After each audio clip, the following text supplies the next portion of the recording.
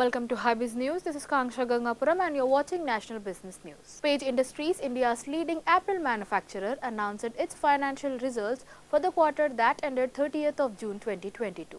Revenue at Rs 13,413 million, up to 167% YOY and 21% QOQ. EBITDA at Rs 2,978 million, margins at 22.2%, up to 771% YOY and 11% QOQ. With operating efficiencies, reported profit after tax at Rs 2,1791% YOY and 9% QOQ.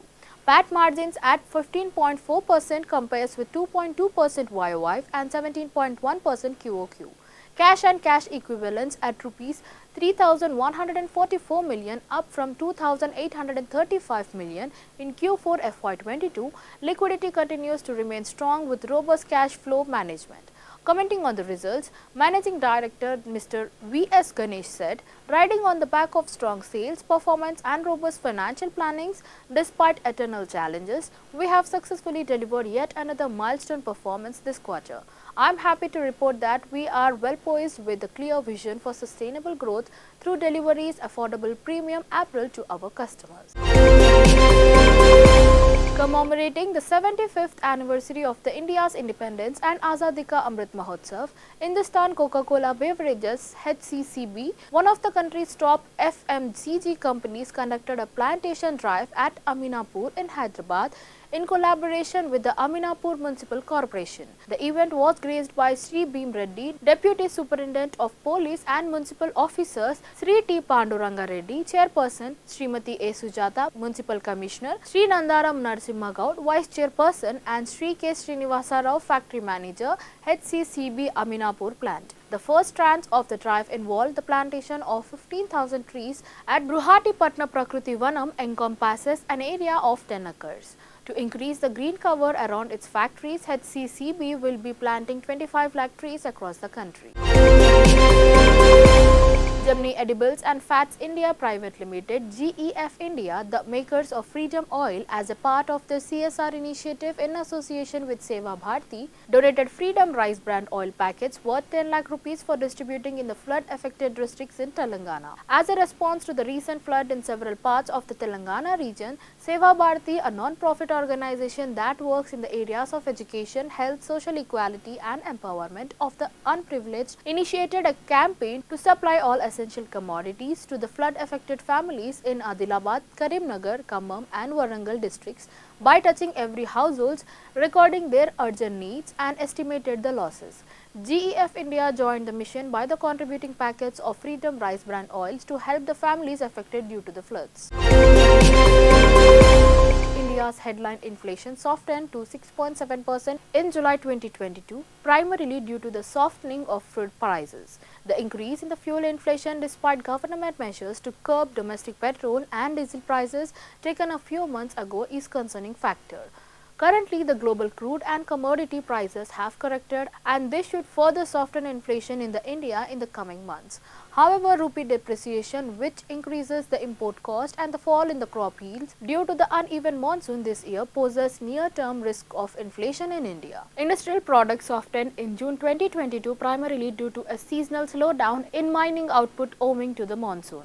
There have been a marginal slowdown in the output in almost all the segments, including manufacturing. However, the consumer goods and consumer durables outputs has sequentially peaking despite improving demand conditions in the economy, said Mr. Vivek, Rathi, Director Research, Knight Frank India. At least 275 youth from across the world joined in the National Tiranga campaign at Khana Shanti Vanam, the Heartfulness headquarters in the Hyderabad. Each of the individual carried a national flag cheering for the India in front of the world's largest meditation center at Khana Shanti Vanam. The youth arrived at the Heartfulness of headquarters for the International Rising with the Kindness Summit, which is slated between 12th to 14th of August. The National Tiranga campaign comes a day before the Kindness Summit as a tribute to the 75 years of the India's independence. The event was made up all more significant with participants from other countries coming together and to hold the Tiranga color flag. The event took place at the 9 a.m. at Khana Shanti Vanam.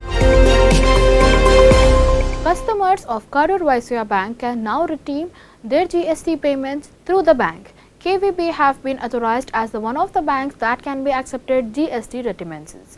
GST payments can be made through the internet banking facility of the KVB as well as over the country modes. KVB is already an authorized bank for the collection of taxes. The bank is already authorized to receive customers' duty payments online through the ICE gate. Sri B. Ramesh Babu, MD and CEO of the bank said enabling payments of GST through KVB fulfills a long-standing requirements for our customers. This will be enable the bank to further its acquisition drive for current accounts and significantly strengthen the CASA balances.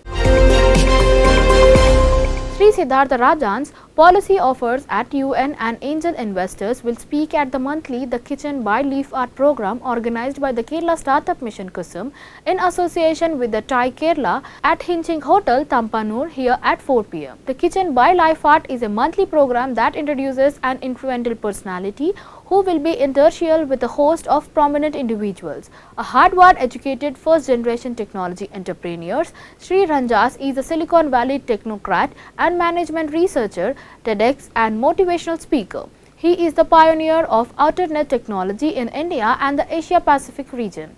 Earlier, Sri Ranjas had worked as a product manager for the Apple in Singapore and spearhead in Apple's Everyone Can Code project. He is also the co-founder and CEO of the Pacify, which have been working to provide satellite-powered internet in the Singapore. Thank you for watching. Signing off. Keep watching HYBIZ News.